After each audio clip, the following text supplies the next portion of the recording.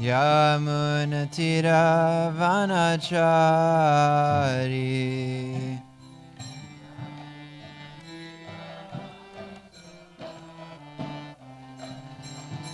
Jaya Radha Madhava Kunja Bihari Gopi Janavalabha Girivaradhari.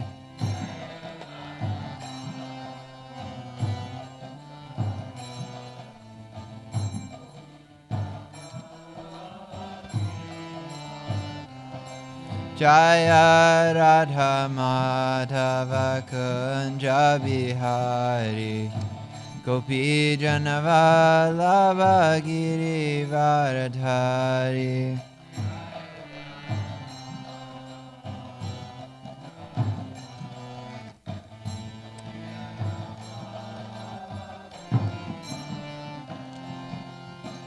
Yashodanandana Vraja Janaranjana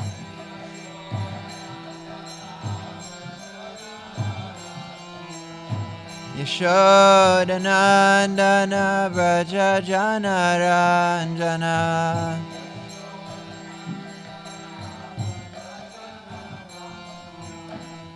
Yamunatira Vanachari.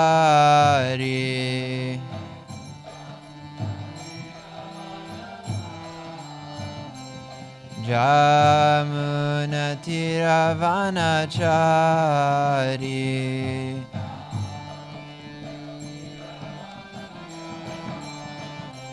Jaya Radha Madhava Kunja Bihari Gopi Janavalabha Girivaradhari.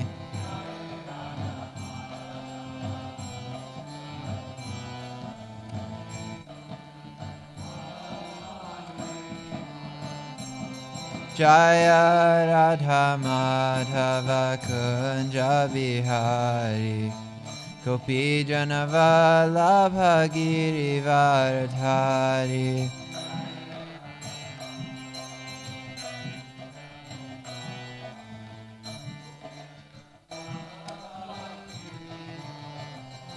Hare Krishna, Hare Krishna, Krishna Krishna, Hare Hare, Hare Rama, Hare Rama, Rama Rama, Hare Hare.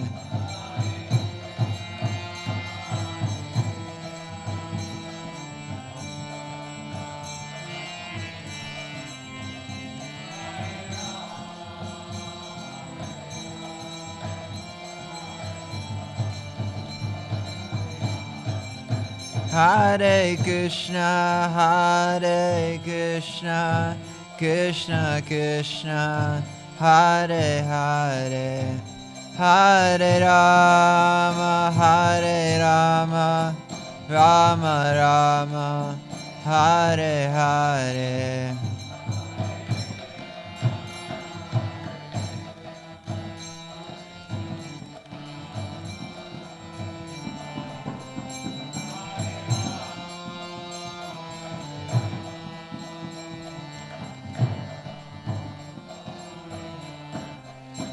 Jaya Radha Kala Chanji Radha Kala Chanji Radhe.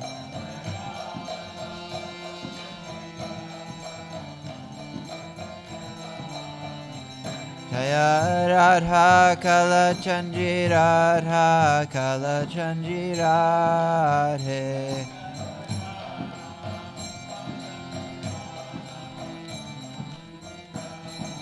Jaya Prabhupada, Prabhupada, Prabhupada, Jaya Prabhupada.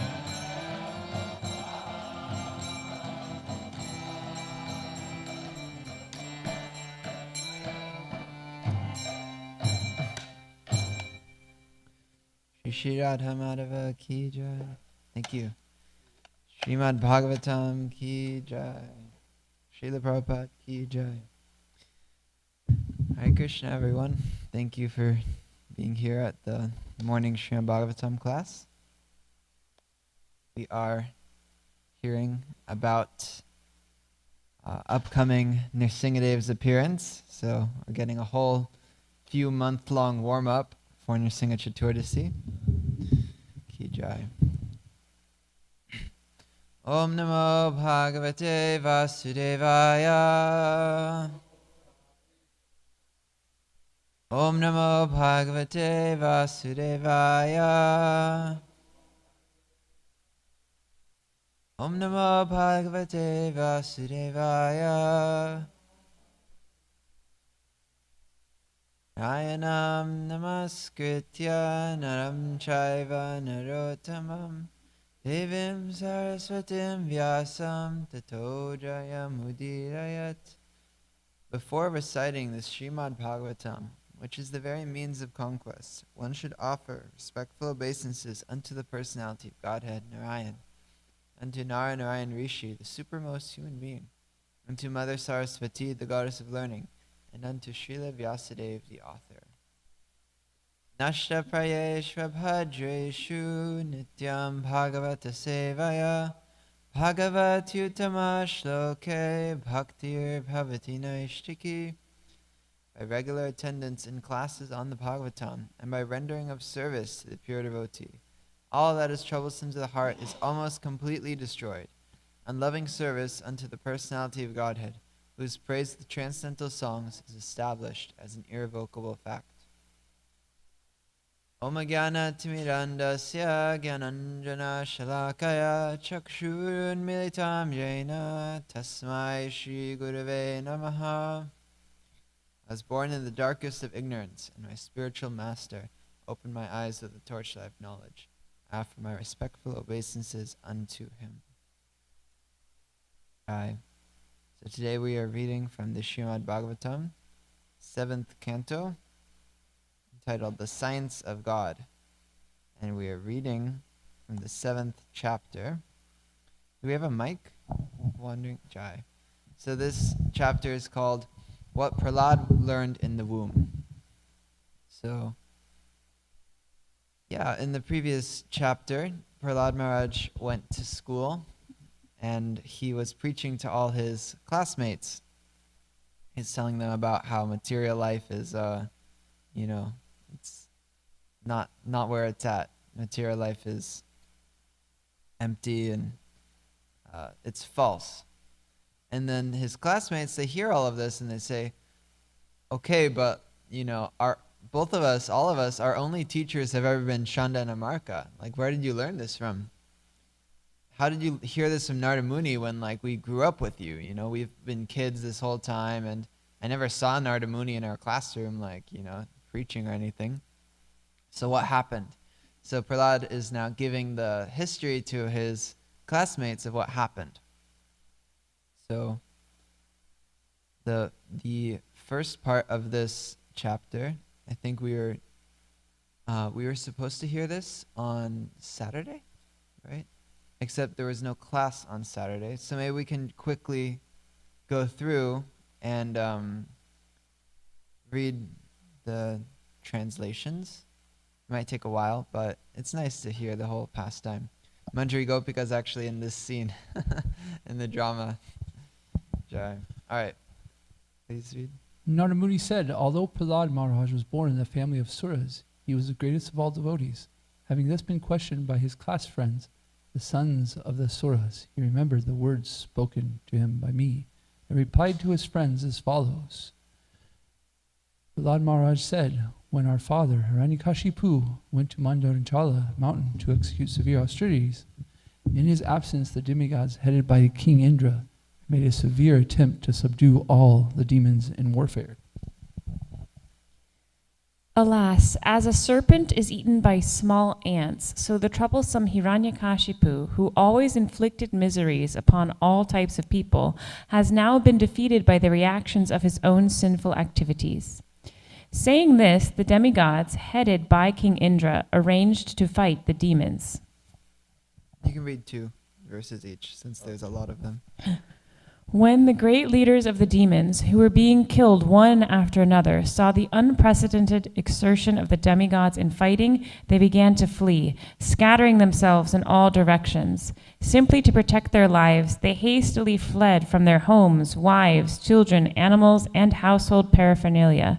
Paying no heed to all these, the demons simply fled. Text 6. The victorious demigods plundered the place of Hiranyakashipu, the king of the demons, and destroyed everything within it. Then Indra, king of heaven, arrested by Mother, the queen. Text 7. As she was being led away, crying in fear like a kurari captured by a vulture, the great sage Narada, who at that time had no engagement, appeared on the scene and saw her in that condition. Narada Muni said, O Indra, king of the demigods, this woman is certainly sinless. You should not drag her off in this merciless way. O greatly fortunate one, this chaste woman is the wife of another. You must immediately release her. King Indra said, in the womb of this woman, the wife of the demon Hiranyakashipu, is the seed of that great demon. Therefore, let her remain in our custody until her child is delivered, and then we shall release her.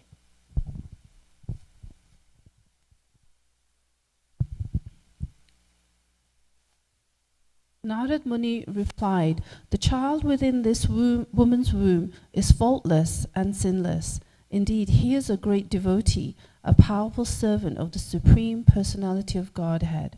Therefore, you will not be able to kill him. When the great Saint Narad Muni had thus spoken, King Indra, being respectful to Narad's words, immediately released my mother.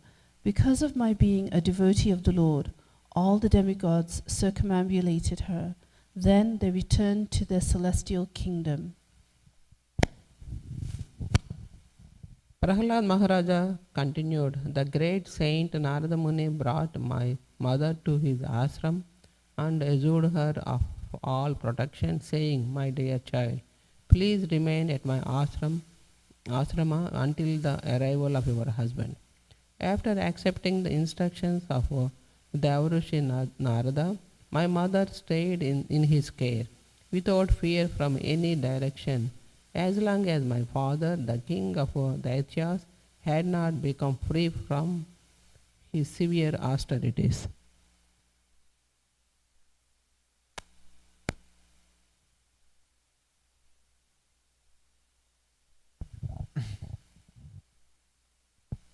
Text 14. My mother, being pregnant, desired the safety of her embryo and desired to give birth after her husband's arrival. Thus she stayed at Narada Muni's ashrama, where she rendered service unto Narada Muni with great devotion. Text 15. Narada Muni delivered his instructions both to me, who was within the womb, and to my mother, who was engaged in rendering him service. Because he is naturally extremely kind to the fallen souls, being in a transcendental position, he gave instructions on religion and transcendental knowledge. These instructions were free from all material contamination.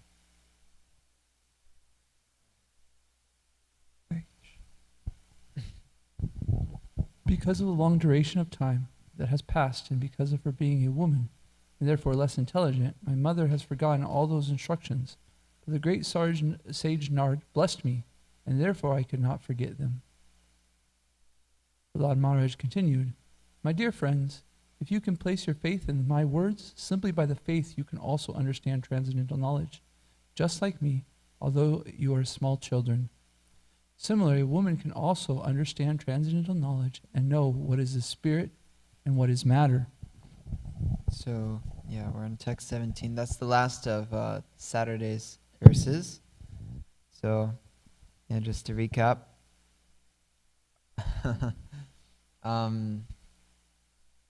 Yeah, so Kayadu, Hiranyakashipu's wife, got kidnapped by the demigods, and then being brought to Narada Muni's ashram after being saved, she rendered service to Narada Muni, and he gave transcendental knowledge. And a small detail here, Srila Prabhupada says that she had forgotten all those instructions. In the purport, he elaborates that specifically she was feeling fear for her child in the womb. So similarly, when we feel disturbed, when we feel fear, the transcendental knowledge, it can have a hard time entering our minds. So she was anxious because her husband was away. And she was anxious because she's in a foreign environment and she has this child with her. So, yeah, it's an interesting point that we're seeing. So now he is telling his classmates to understand what is spirit and what is matter. So that will be what we cover in these next 10 verses. Please continue.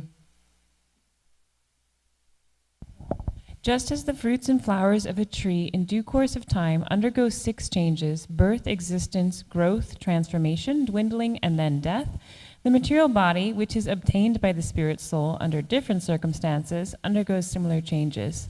However, there are no such changes for the spirit soul.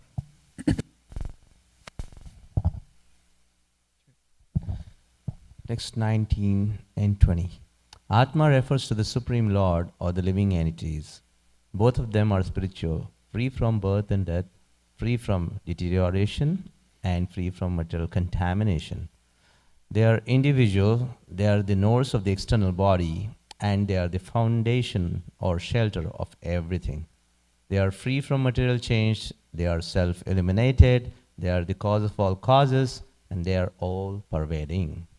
They have nothing to do with the material body, and therefore they are always uncovered. With these transcendental qualities, one who is actually learned must give up the illusory conception of life in which one thinks, I am this material body and everything in relationship with this body is mine.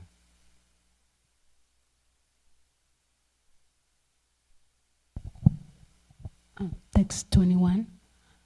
An expert geologist can understand where there is gold and by various processes can extract it from the gold. Or, similarly, a spiritually advanced person can understand how the spiritual particle exists within the body, and thus, by cultivating spiritual knowledge, he can attain perfection in spiritual life. However, as one who is not expert cannot understand where there is gold, a foolish person who has not cultivated spiritual knowledge cannot understand how the spirit exists within the body. Text 22. The Lord's 8 separated material energies, the 3 mode of material nature, and the 16 transformation, the 11 senses, and the 5 gross material elements like earth and water, within all these, the one spiritual soul exists as the observer. Therefore, all the great acharyas have concluded that the individual soul is conditioned by these material elements. Okay, so this is a little dense, right? It's a little bit like, okay, let's see what's happening here. So maybe we can just kind of chew through these translations a little bit. Yeah, so the first verse, Srila Prabhupada, he quotes the Bhagavad Gita verse, which is very famous. Do you guys know this verse? That one is coming up. He quotes that one as well. But he says that it doesn't undergo any changes at any time. Najayate mriyate vakadachin. Which verse is that? Oh, okay. Jai. Yeah, so for the soul, there's neither birth nor death at any time. Wait. Which one is the one about being dwindled? Yeah. Yeah, there's one having once existed, one never ceases to exist. I think that's the same verse. Anyways. So.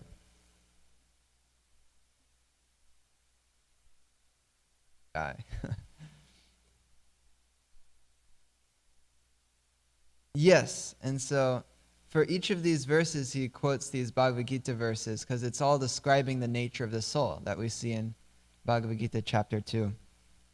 So we see here that the soul, there's no change for the spirit soul. And then here we see that it's individual, free from material change, has nothing to do with material body. And the learned transcendentalists, they understand it.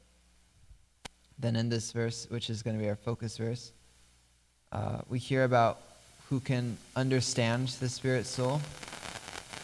And again, we hear that within all the material elements, the spirit soul is there, and the acharyas can see this.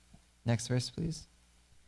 There are two kinds of bodies for every individual soul: a gross body made of 5 gross elements, and a subtle body made of 3 subtle elements. Within these bodies, however, is the spirit soul. One must find the soul by analysis, saying, "This is not it. This is not it." This one must separate spirit from matter. So we've heard before, and Srila Prabhupada also mentions, you say, "This is my hand, not I hand." So it's, my soul is not my hand, my soul is not my head. My mind, it's my mind. I'm not the mind. So we go through all of these saying, okay, it's not this, it's not that, so what must it be? Sober and expert persons should search for the spirit soul with minds purified through analytical study in terms of the soul's connection with and distinction from all things they undergo: creation, maintenance, and destruction.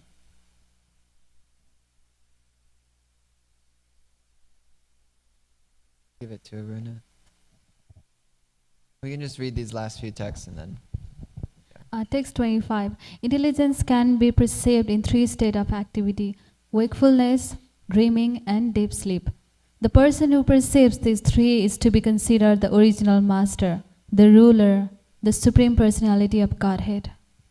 So this verse is a little interesting or confusing. It's like, so are we the Supreme Personality of Godhead? So we can read that purport after if we have some time. Next text, please. Text 26. As one can understand the presence of the air by aromas it carries, so, under the guidance of the Supreme Personality of Godhead, one can understand the living soul by these 3 divisions of intelligence. These 3 divisions, however, are not the soul. They are constituent of the 3 modes and are born of the activities. Text 27. Through polluted intelligence, one is subjected to the modes of nature, and thus one is conditioned by material existence. Like a dreaming state in which one falsely suffers, material existence, which is due to ignorance, must be considered unwanted and temporary. Text 28. Therefore, my dear friends, O son of the demons, your duty is to take to Krishna consciousness, which can burn the seed of fruitive activities artificially created by the modes of material nature and stop the flow of the intelligence in wakefulness, dreaming, and deep sleep. In other words, when one takes to Krishna consciousness, his ignorance is immediately dissipated.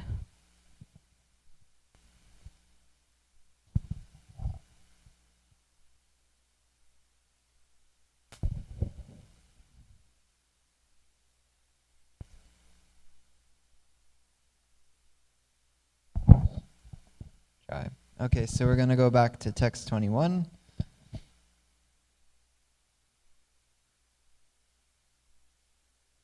So yeah, this is a nice section. It seems a lot similar to chapter 2 of Bhagavad Gita. And his classmates, he ends by saying, okay, now you have to take the Krishna consciousness and realize the soul. All right, this is text 21, 7:21. Sranam yatagra vasuhe makara Kshetreshu yogai sarabhigya apnuyat Kshetreshu deheshu tatatma yoga Adhyatma vid brahma gatim labheta. Please chant.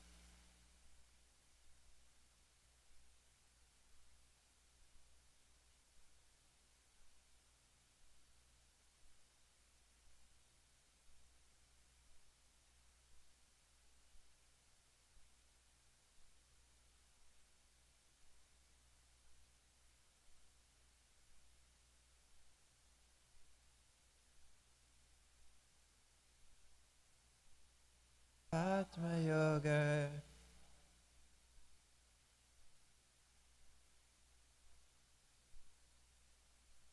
Brahma gatim labheta.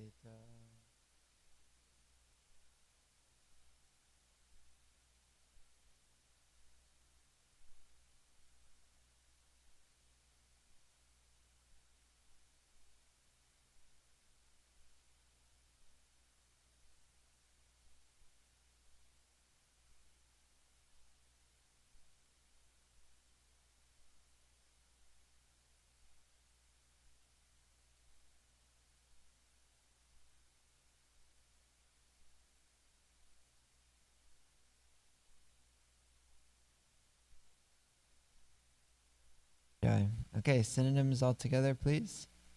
Svarnam, gold. Yata, just as. Gravasu, in the stones of gold ore. Hema Kara, the expert who knows about gold. Kshetreshu, in the gold mines. Yogai, by various processes. Tat Abhigya, an expert who can understand where gold is. Apnuyat, very easily obtains. Kshetreshu, within the material fields. Deheshu, the human bodies, and all the 400,000 different bodily forms. Tata, similarly. Ata yogai, by spiritual processes. Adhyatma vit, one who is expert in understanding the distinction between spirit and matter. Brahmagatim, perfection in spiritual life. Labheta, may obtain. Translation and purport by His Divine Grace, A.C. Bhaktivedanta Swami Srila Prabhupada Ki Jai. An expert geologist can understand where there is gold, and by various processes can extract it from the gold ore. Similarly, a spiritually advanced person can understand how the spiritual particle exists within the body, and thus by cultivating spiritual knowledge, he can attain perfection in spiritual life. However, as one who is not expert cannot understand where there is gold, a foolish person who has not cultivated spiritual knowledge cannot understand how the spirit exists within the body. Can someone please read first paragraph of the purport?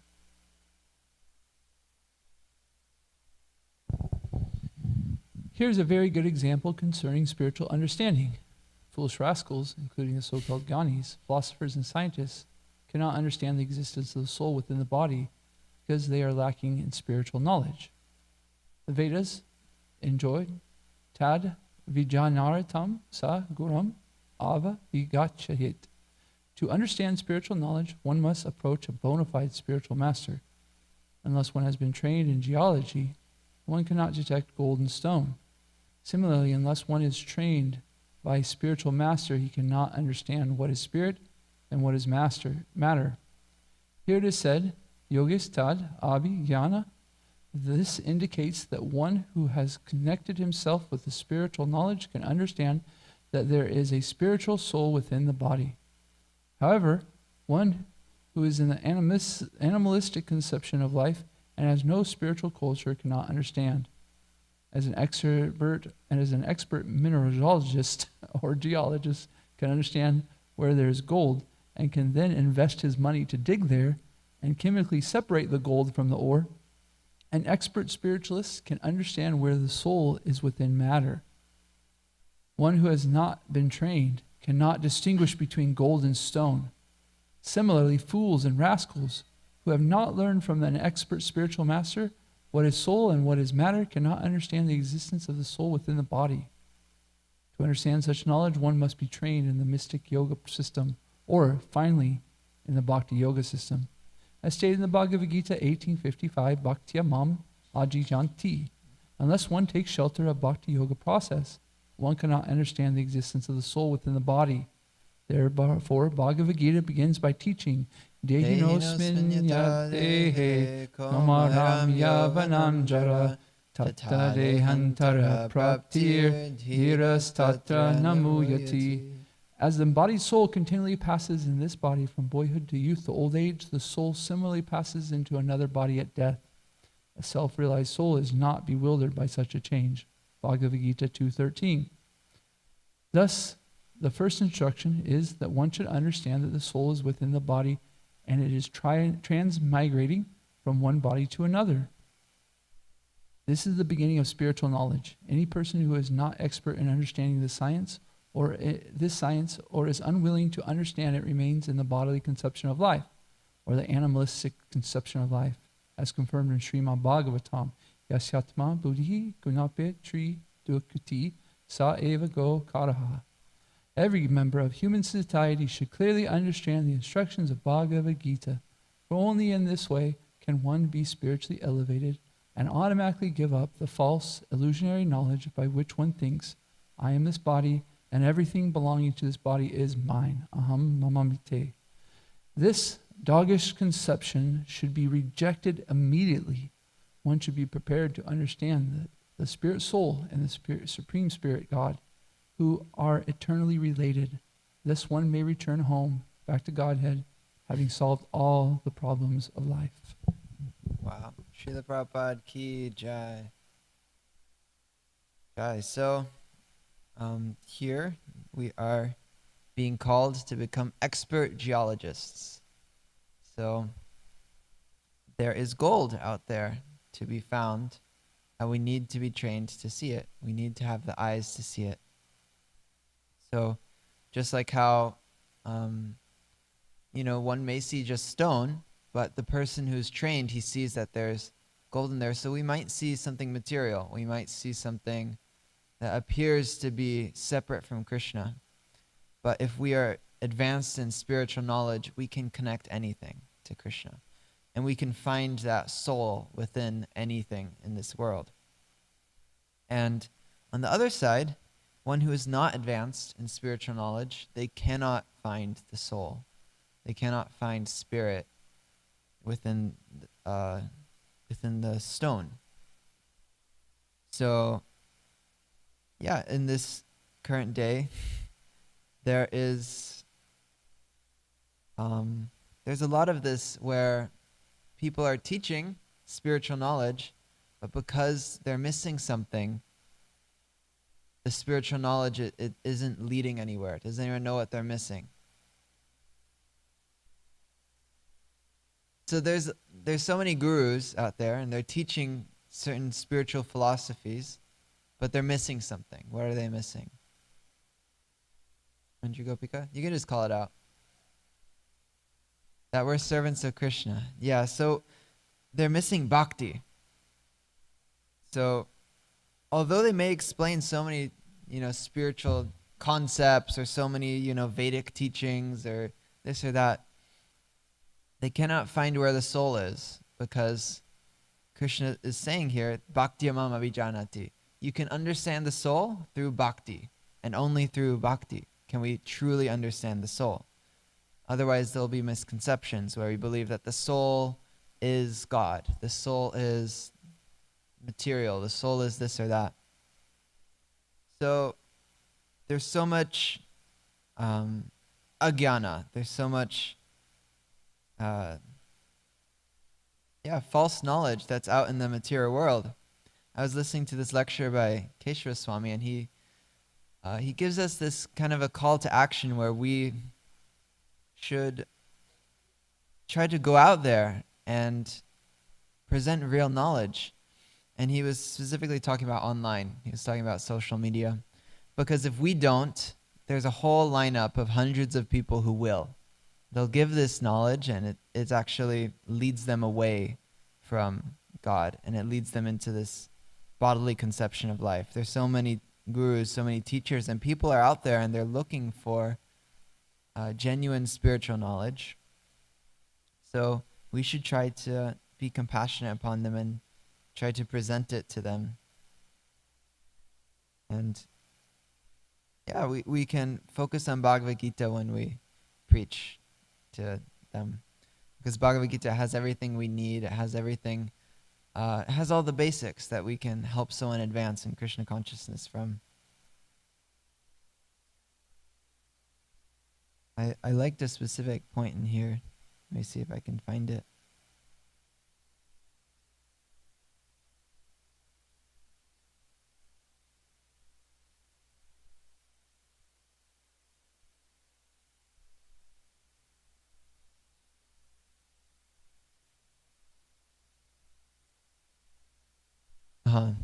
The first instruction is that one should understand that the soul is within the body and is transmigrating from one body to another.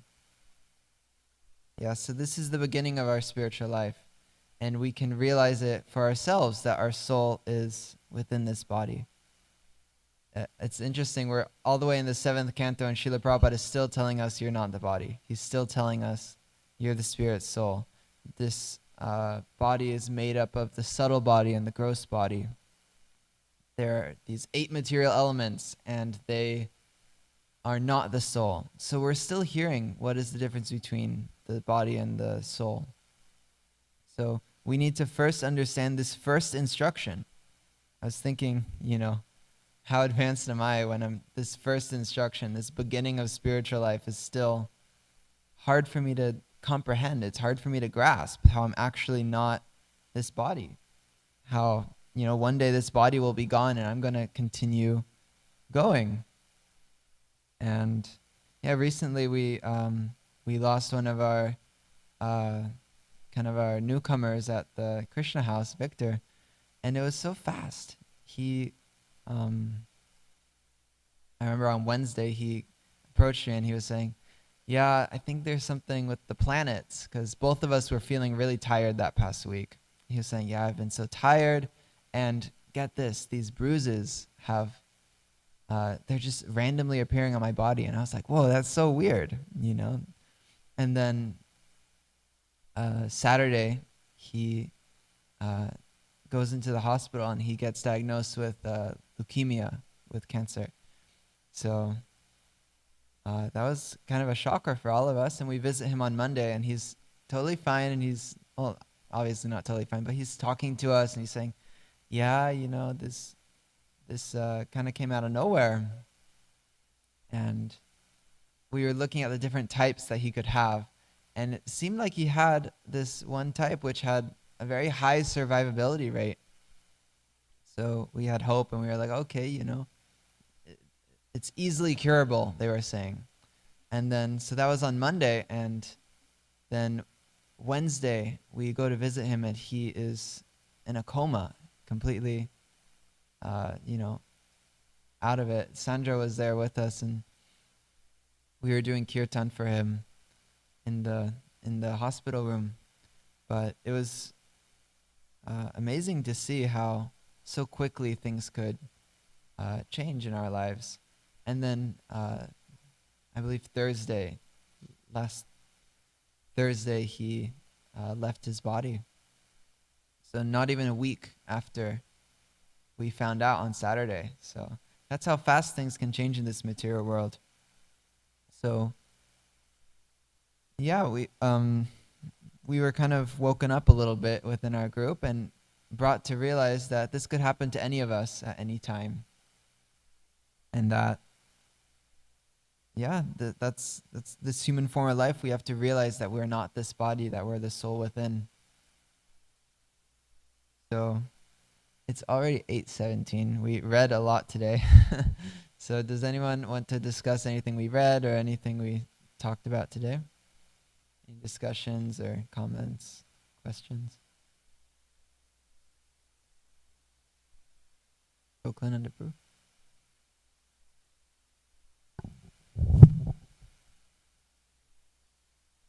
So it was quite thoughtful, and you spoke about Victor. I didn't have any clue on that, so thank you for sharing. Mm-hmm. So amazing. Wow.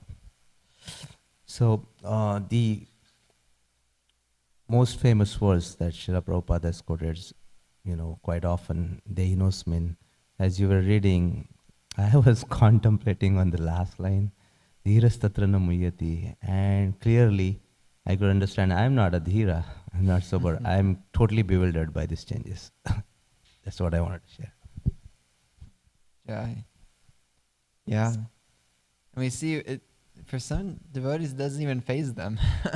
The change of the body, you know, we see them and they're unfazed. They're the six Goswamis, they were always seeing the pastimes of Radha and Krishna. Yeah, Jai. Any other thoughts or comments? I think Nanda Brajpur is deep in contemplation. I was really appreciating Srila Prabhupada's point that a spiritual master is necessary for understanding the difference between spirit and matter, right? We can hear Bhagavad Gita and we hear Krishna's words, but sometimes we can't understand them, right? So we have somebody who can practically explain it. You know, what does this mean? What is Krishna saying? And so Srila Prabhupada has done it so masterfully, you know, is given us true Krishna consciousness. We were speaking about cheater gurus not giving bhakti, but Srila Prabhupada has like cut through it all and just given us like, boom, here it is. And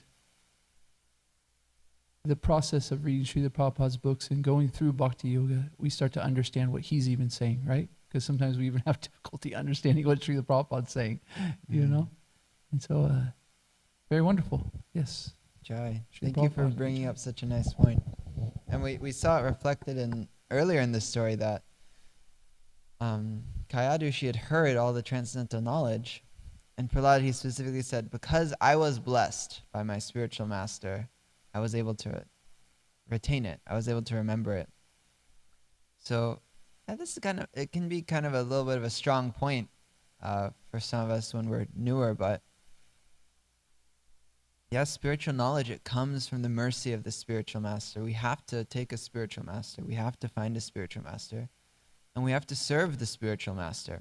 That's how we get true connection with Krishna. That's how we get true spiritual knowledge. It's not I say this often to kind of newcomers when they're reading Bhagavad Gita. It's not a textbook. It's not something you just open and you just read it and you make notes and okay, now I understand Krishna. Now I understand Bhagavad Gita. But through the spiritual master, that's how everything is revealed to us. There's a verse, Yata Tadeve Tataguro Yasya Deve Parabhaktir Yata Deve Tataguro Prakashante Mahatmana Jai. It's the one who has the implicit faith in both the spiritual master and the Vedas and the Supreme Lord. All the imports of the Vedas are revealed to him. Jai. So it's a point that we can't ignore, is that we need the spiritual master to actually there's bhakti within us, but the spiritual master awakens it, plants the seed. And similarly, there may be spiritual knowledge within us. There may be gyan, but he can help us turn it into realization. He can help us turn it into Krishna consciousness. Manjari Gopika.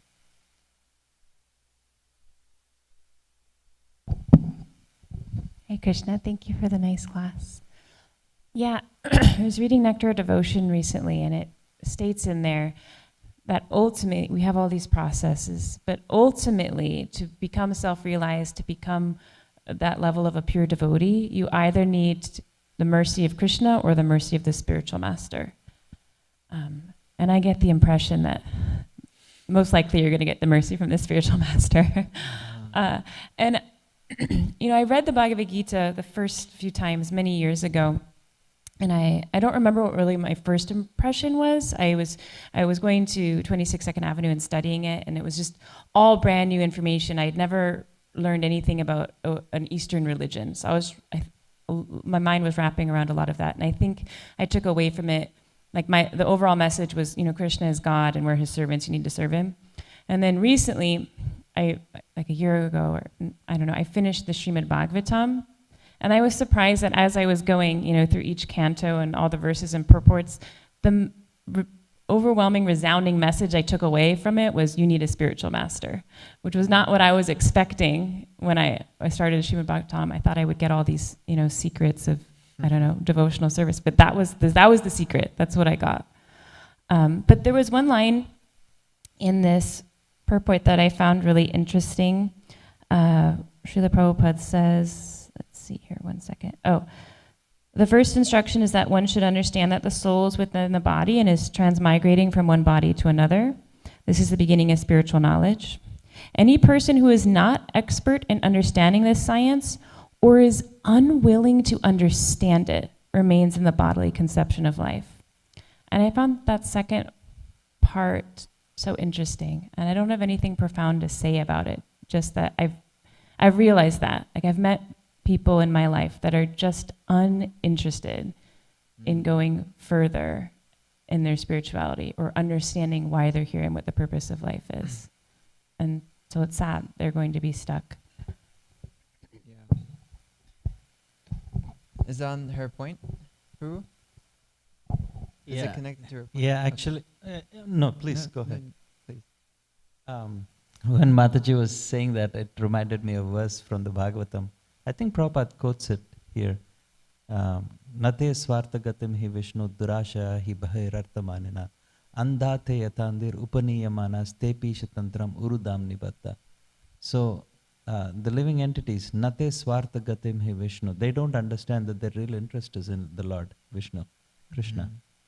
And durashaya hi bahirarthamaninas. And because of these material desires, they are looking externally. And andhathe yathandir upaniyamanas tepisha tantram urudam nibadda. Tepisha tantram. So they are like an animal which is stuck.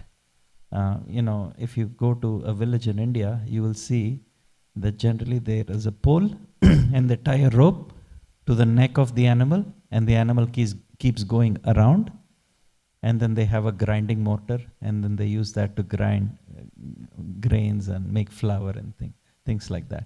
The animal cannot go anywhere else. He just keeps going around and around and around. So, te pisha tantram urudamni baddha.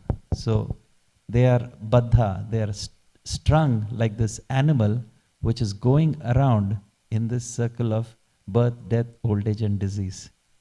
Because they don't understand that their real interest is in Lord Vishnu. So it just reminded me of that verse. Sorry, I didn't mean to interrupt, Prabhu. Such a nice point. I was thinking the same thing. I'm glad you had a verse for it, but I had seen that a lot of people who come to Krishna consciousness, at least come to the programs, and they hear about the philosophy, and they even read Bhagavad Gita sometimes. But at a certain point, they say, I have to go away, I have to go. I have to leave. And it's really because of what you were saying, material desires. There's a little bit of a point where it's like, okay, do you want to be the controller or do you want to be the servant?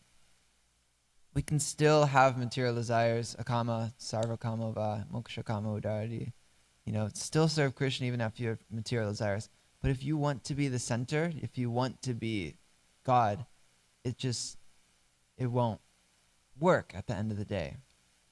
So I've even had some people honestly tell me, like, I like the knowledge, I like everything, but I just want to, enjoy the material world. I was like, okay, well, what to do, Some people are determined in that way, They may even, theoretically understand it, but the material desires, it's like that rope, it's like, generally, of course there's hope, they've made advancement, they've come in contact with Krishna, but they need to be maybe burnt out a little more. They need to try it, and, maybe they need to experience it a little more, and then they'll bounce back and say, okay, I tried it, it wasn't that fun. I had this one person tell me, he's like,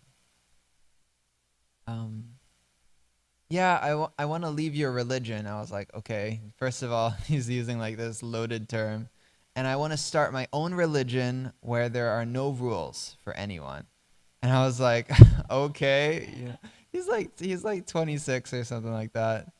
I'm gonna start my own religion with no rules. And I was like, how will you guys like get along? How will you guys cooperate? And he was like, there's just gonna be no rules. And you know, with things like that, you just think like, okay, they're gonna maybe try it for a week, try it for a month, and just the material world doesn't work like that. It's gonna smack you. It's gonna hit you down, and eventually, you know, they'll come back and say, actually, you know, maybe that wasn't the best the best idea. But sometimes you just gotta let them go. You just gotta say, okay, you know, let me know how your religion goes. Yeah. Any other thoughts or comments? Who are in the back?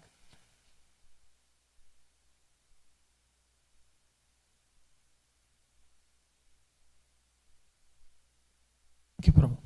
Hare Krishna. So you make an interesting point about some make the effort to come to the temple and get engaged, but they are not able to last longer. That's the point you were trying to make. And in this connection, I got reminded of how Hiranyakashipu was talking about the soul and the Atma and all that good stuff. When his family was essentially deeply saddened by the elimination of his brother Hiranyaksha by the Lord Varaha. And even Hiranyakashipu is aware of all these things, and yet he persisted. Oh, and even before that spoke about all the, don't worry, to his family. And speaking about the Atma, like I said, about the body and the differentiation and all that stuff. But then he continued and persisted in his journey as a supreme materialist, if I can use a combination of those words. And we know, progressing forward, what happened in his life. So, yeah. It's a programming. It's very difficult to eliminate, and it takes a lot of going through the path and persisting. Thank you. Jai, what a nice point. Tying it back to earlier in this pastime. Yeah, a little bit like what we were talking about earlier, how materialistic persons, they can take this knowledge and they can try to use it. They can use it to maybe make their family calm down after he left, but at the end of the day, if we still have the material desires, if we still don't have bhakti, if we still don't have the mercy of the spiritual master, it doesn't work. It doesn't stay. True? I was just thinking that, Krishna tells in the Bhagavad Gita in the 7th chapter, I think it's the 28th verse, says, Yesham tvantagatam papam jananam punya karmana te dvandva moha nirmukta bhajante mam dridavrata, that unless and otherwise the living entity is freed of these sinful reactions, he will not be able to engage in my devotional service. So the devotees who actually come to the temple, try to engage in service, they're really special. I mean, they may have whatever, a few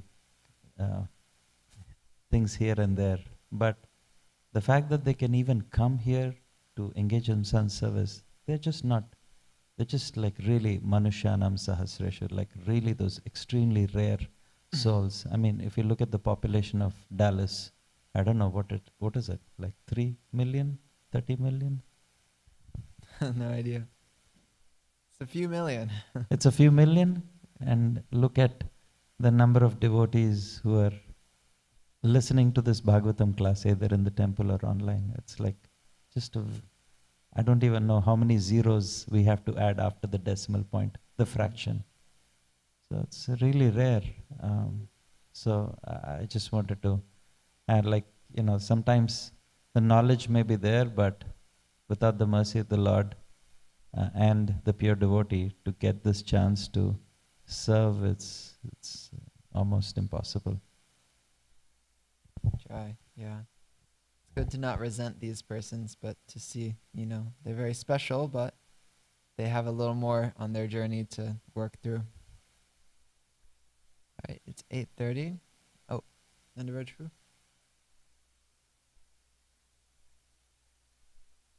Krishna. Sorry. Wake up. I was just thinking about how wonderful our process is, the knowledge that we have. We have the best of everything. We have the best philosophy. We have the best friendships. We have the best art. We have the best food, the music. We could go on forever. And we really need to make sure that we are cultivating this best so that anybody who comes can experience the best. And then if they decide to leave, that is up to them. You know, what can we do? However, we want to make sure that they're only leaving because of their choice, not because of, they think that there's, something that's not being given here, And like Srila Prabhupada has given us everything, we need to prepare our society so that anybody who comes, they get the best. Hare Krishna. Jai. Nice closing point. Ooh, thank you. Jai. And we're about to have the best breakfast prasadam. Haribol. Yeah. Jai. Ganjai Srimad Bhagavatam ki jai, Srila Prabhupada ki jai, Gaura Premanande, Hari Hari Bol.